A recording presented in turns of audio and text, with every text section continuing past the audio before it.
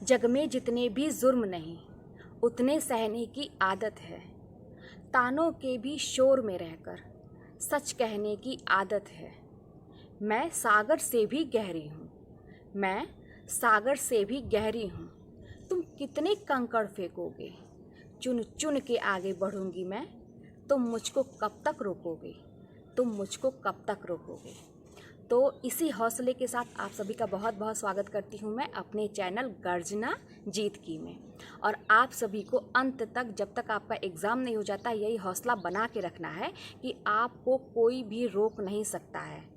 आप अगर सोच लिए हैं कि आपको ये करना है, दृढ़ संकल्प कर लिया है आपने, तो आपको कोई भी रोक नहीं सकता है। तो आज हम इस वीडियो में बहुत ही अहम मुद्दे पे चर्चा करेंगे, और जो हम लोग पहले भी डिस्कस कर चुके हैं इस चीज़ पे, लेकिन आज हम उससे अगला स्टेप जो होता है उस पे आगे बढ़ेंगे। तो इसके पहले मैंने बताया था कि आप लोगों को रोज़ रोज़ का जैसे डिसाइड कर लेना है कि क्या टॉपिक तैयार करना है। लेकिन क्या वो टॉपिक मैं कैसे उस दिन का तैयार करती थी, जैसे एक दिन में उस टॉपिक को मैं कितनी बार रिवाइज़ करती थी। एक बार का पढ़ना रिवीजन नहीं होता है, वो तो मैंने ये बताया था ना कि महीने में आप जो है उतनी बार उस चीज़ को फिर रिवाइज़ करेंगे। लेकिन एक दिन में जो टॉपिक मैंने डिसाइड किया है कि आज मुझे तैयार करना है, उस टॉपिक को मैं एक दिन में कितनी बार रिवाइज़ करती थी, है ना।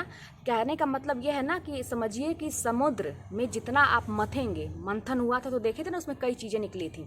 तो इसी तरह से हमें अपने आप को एकदम मथना है, मतलब चीज़ों को जो टॉपिक है हमारा, जो हमारे सिलेबस है, उसको इतना मथना है, आपको इतना मथना है कि मतलब उसकी कोई सीमा नहीं है। जितना आप ज़्यादा रिवाइज़ कर लीजिए, तो जब चीज़ों को आप जो है इस तरह से करने लगेंगे तो वो आपके दिमाग में चीज़ें बैठने लगेंगी, और फिर उसको महीने में, हफ्ते में भी आप उसको रिवाइज़ करेंगे, फिर महीने में सारी चीज़ों को रिवाइज़ करेंगे। मतलब रिवीजन का मौका आपको जहाँ भी मिलता है। इसीलिए मैंने कहा था कि आप टेस्ट रोज़ का दीजिए। आपको कहीं भी आपको टेस्ट देने का अगर फ्री में मौका मिल रहा है या कहीं भी मौका मिल रहा है, तो आप फटाक से उस टॉपिक को, जो भी टॉपिक दिया जा रहा है, उस टॉपिक को तुरंत रिवाइज़ करिए और टेस्ट दीजिए, तुरंत टेस्ट दीजिए। मतलब रिवीजन आप जितनी बार करेंगे, समझिए ये अमृत बाण है आपके लिए, है ना। और एक चीज़ मैं बताऊं कि मैं जो ट्रिक बताती हूँ, है ना, जो ट्रिक बता रही हूँ, जो लिंक के माध्यम से मैं आपको जोड़ के बता रही हूँ याद करने के लिए, तो ठीक है, मैं आपको एक तरीका बता रही हूँ। अब उसको मेहनत आपको करनी है ना। ये नहीं कि अब कि मैं बता दी और आप इस एग्ज़ाम को इतने हल्के में ले लीजिए कि अरे ट्रिक तो पता ही चल गया, इसी से काम चल जाएगा। आपको अपने तरीक़ों में एक तरीका बता रही हूँ, क्योंकि मुझे बताने वाला कोई नहीं था उस टाइम में। मुझे निकालना था वो एग्ज़ाम हर हालत में, और मैं ज़ीरो थी, और मैंने ज़ीरो से तैयारी शुरू की है, और 10 महीने के मतलब फर्स्ट अटैम्प्ट में ही मैंने निकाला है। तो मैं अपने दिमाग को इतना दौड़ाती थी, कुछ लोगों को मुझे जवाब देना था, अपने आप को साबित भी करना था, बहुत सारी चीज़ें थी। तो मैं अपने दिमाग को इतना दिन रात दौड़ाती थी कि क्या करूं, कैसे करूं, याद नहीं हो रही चीज़ें। तब अचानक से मैंने लिंक करके इस तरह से अचानक एक दो चीज़ पढ़ा, तो मुझे लगा कि अरे ये तो चीज़ें मुझे याद हो जा रही हैं, इस तरह से जल्दी याद हो रही है। तभी मैंने सोचा था कि अगर मेरा चयन हो जाएगा तो मैं ये सारी चीज़ें जो मेरे आगे आने वाले जो भाई बहन हैं जो परीक्षा देंगे, उनको मैं ज़रूर बताऊंगी, क्योंकि मैं तो बहुत परेशान हुई थी। ये सारी चीज़ें मैं जो है ना, अपने ये सारी चीज़ जो मेरे इर्द गिर्द जो मुझे दिखता है, उससे मैं रिलेट कर करके जोड़ जोड़ के, तो आप लोग को मैंने एक तरीका बताया है। आप मेहनत करिए, मेहनत में ज़रा भी कमी मत करिए। आपको कोई भी टॉपिक मिलता है तो उस पर आप आपके इर्द गिर्द जो भी चीज़ें हैं उससे लिंक कर करके पढ़िए। टाइम देखिए बहुत कम है, और आपको ये सोचना है कि जैसे कल ही मेरा एग्ज़ाम है। जैसे कभी आप एग्ज़ाम देते हैं तो उसके एक दिन पहले की हालत सोचिए कैसी होती है। वो आपकी स्थिति इस समय होनी चाहिए कि आप ये सोचिए कि कल ही मेरा एग्ज़ाम है, और उस हड़बड़ाहट से आप पढ़िए, है ना। अब हड़बड़ाहट में अपने दिमाग को शांत रखना है, ये सोचना है कि हाँ मैंने ये टॉपिक पढ़ा तो उससे संबंधित प्रश्न भी किए, और हाँ ये तैयार हो गया, मुझसे कोई कहीं से भी पूछे मैं बता लूँगा या बता लूँगी। इतना कॉन्फिडेंस अपने से होना चाहिए। वो टॉपिक पढ़िए और अपने आप से, कहते हैं ना कि आपकी आत्मा सबसे बड़ी बड़ी गुरु होती है, आपकी सब कुछ वो जानती है। आप अपने आप से पूछिए क्या आपको याद हो गया, क्या चीज़ें आपको समझ में आ गई। तो अगर हाँ अंदर से निकलती आवाज़ कि हाँ अब कहीं से कोई कन्फ्यूज़न नहीं है, तब तो ठीक है। लेकिन ज़रा भी डाउट है तो फिर से आप टॉपिक को रिवाइज़ करिए। मतलब मेहनत करने में कोई कोताही मत बरतिए। तो देखिए, मैं आपको बताऊं कि बहुत सारे लोग कुछ कहते हैं, मेरी इतनी सारी जो किताब है, कॉपी भी है इसमें, यही मुझे नौकरी दिलाने वाली है, ठीक है। मुझे नौकरी दिलाने वाली यही चीज़ें हैं, ठीक है। इतनी सारी चीज़ों को पढ़ के मैंने अपनी नौकरी ली है। तो इसीलिए मैं कह रही हूँ कि बहुत ज़्यादा ये नहीं कि कोई मोटी मोटी किताब आप पढ़िए, है ना, कि अब आपको बहुत ज्ञानी नहीं बनना है। अभी फ़िलहाल ज्ञानी बनिएगा जब नौकरी ले लीजिए, खूब पढ़िएगा, है ना, किसी का साहित्य का इतिहास ये वो, मतलब, और बाकी कहने का मतलब किसी एक का पढ़िए। आपके गुरु जो होंगे कोचिंग में होंगे वो आपको बता रहे होंगे कौन सी किताब अच्छी है क्या है। मैंने तो रामचंद्र शुक्ल लिया था और मैंने कोई नहीं लिया था, तो मैं तो बस उन्हीं का पढ़ी थी। हालांकि ये जो सरस्वती पांडे मैंने बताया है तो उसके कोटेशन जो है रामचंद्र शुक्ल से मिल जाते हैं, है ना। तो कहने का मतलब है कि कोई कहे उनकी नागेंद्र की ले लीजिए, उनकी ले लीजिए, उनकी ले लीजिए, उनके कहने का मतलब है कि बहुत ज़्यादा मोटी मोटी किताब पढ़ेंगे तो नहीं पढ़ पाएंगे। अब ये देखिए कि आप जो है प्रश्न कहाँ से निकालते हैं, एग्ज़ाम में कैसे आ रहा है। मेरा क्या था, मेरा निकलने एग्ज़ाम निकलने का एक मतलब फ़ायदा ये भी था, कैसे निकल गया कि मैंने पहली बार एग्ज़ाम दिया था, मुझे कोई आइडिया नहीं था कि क्या इंपॉर्टेंट है क्या नहीं इंपॉर्टेंट है।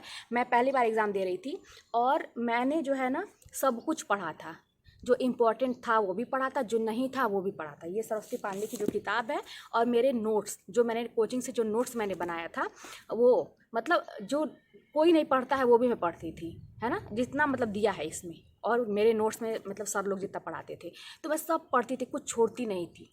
तो इसलिए मेरा निकल गया। और भी बहुत सारी चीज़ें, देखिए वीडियो फिर लंबा हो जाएगा। आज का जो टॉपिक है हमारा कि एक दिन में कैसे रिवाइज़ करें।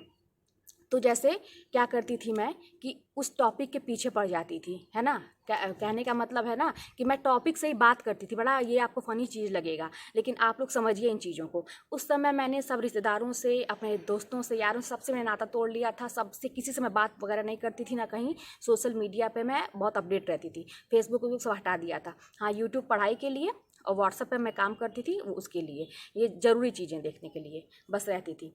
मैंने सबसे नाता, मैं बात किससे करती थी, अपने आप से बात करती थी, है ना, भगवान से बातें करती थी। कुछ प्रॉब्लम है तो जाके, मेरा जो घर का मंदिर है वहीं जाके मैं रोती थी, कोई ना देखे, आंसू से पोंछ के बाहर निकलती थी ताकि माँ बाप भी ना देखे मेरे।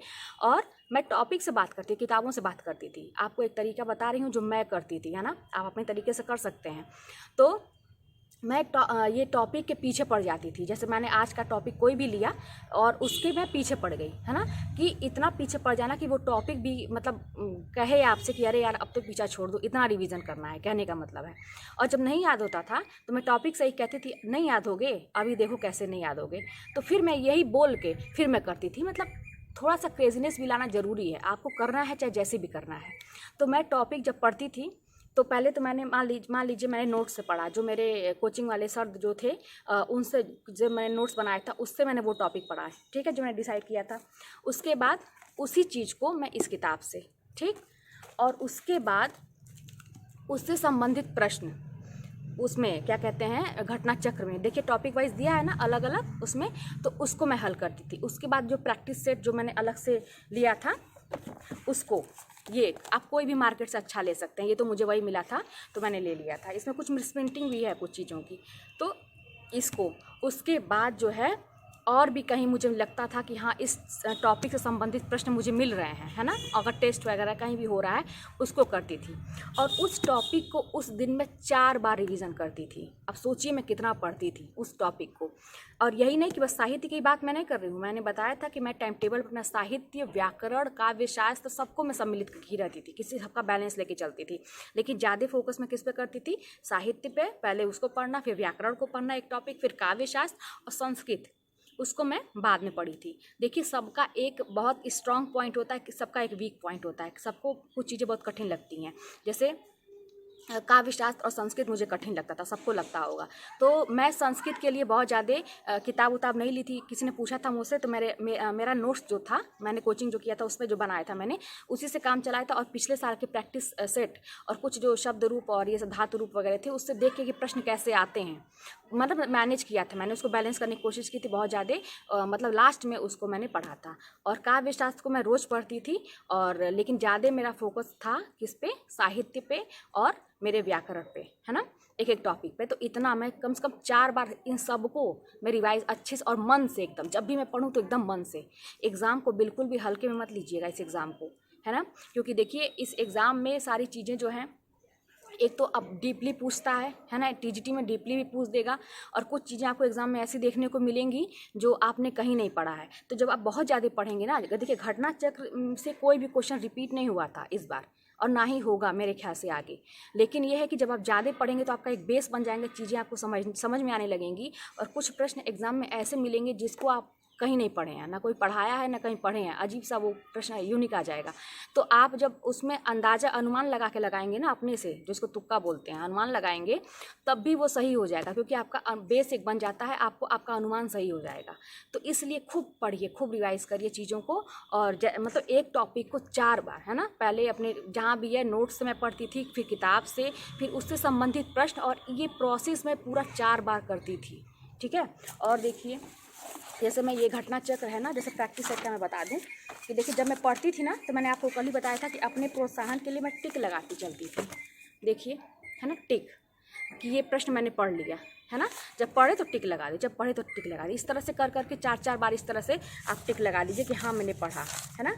आप कहीं भी देखिए, मतलब पूरे किताब में देखिए, जो जहाँ जहाँ मैंने रिवाइज़ किया है सब मैंने टिक लगा लगा के पढ़ा है कि हाँ मैं इन चीज़ों को कवर कर ली हूँ। फिर शिल्पी वाला जो प्रैक्टिस सेट है उसको भी मैं एक पेपर हल करती थी, एक पेपर या 2 पेपर जैसा टाइम रहता था। जिस दिन मेरी छुट्टी रहती थी उस दिन तो मतलब मैं कितना अपनी स्पीड को और बढ़ा देती थी, दुगुना तिगुना, है ना। तो आपको भी यही करना है, और यही सोचिए कि कल मेरा एग्ज़ाम है। हमेशा ये सोचिए कि कल मेरा एग्ज़ाम है और ये लास्ट चांस है, अगर इस बार मैं फेल हो गया या हो गई तो फिर मेरा कहीं होगा नहीं, है ना। तो ये सोच के अपनी पढ़ाई करते रहिए, और मिलते हैं अगली वीडियो में। आपके कुछ प्रश्न होंगे तो कमेंट के माध्यम से पूछिए। और हाँ, बहुत सारे लोग ये पूछते हैं कि आप बुक्स बताइए, तो मैं पहले की मेरी वीडियो आप लोग देखिए और कमेंट पढ़िए दूसरे का भी। जैसे मैं दूसरों को अगर कुछ बताती हूँ तो आप लोग भी उससे आपकी भी प्रश्न के हल उसमें आंसर उसमें मिल जाएंगे। तो इस तरह से बस एक ही चीज़ बार बार क्या बताना है। तो इस तरह से मैंने पहले ही अपने सारे बुक्स वगैरह ये सब चीज़ मैं बता चुकी हूँ, तो आप लोग उसमें से देख सकते हैं। तो मिलते हैं अपनी अगली वीडियो में, आज के लिए इतना ही।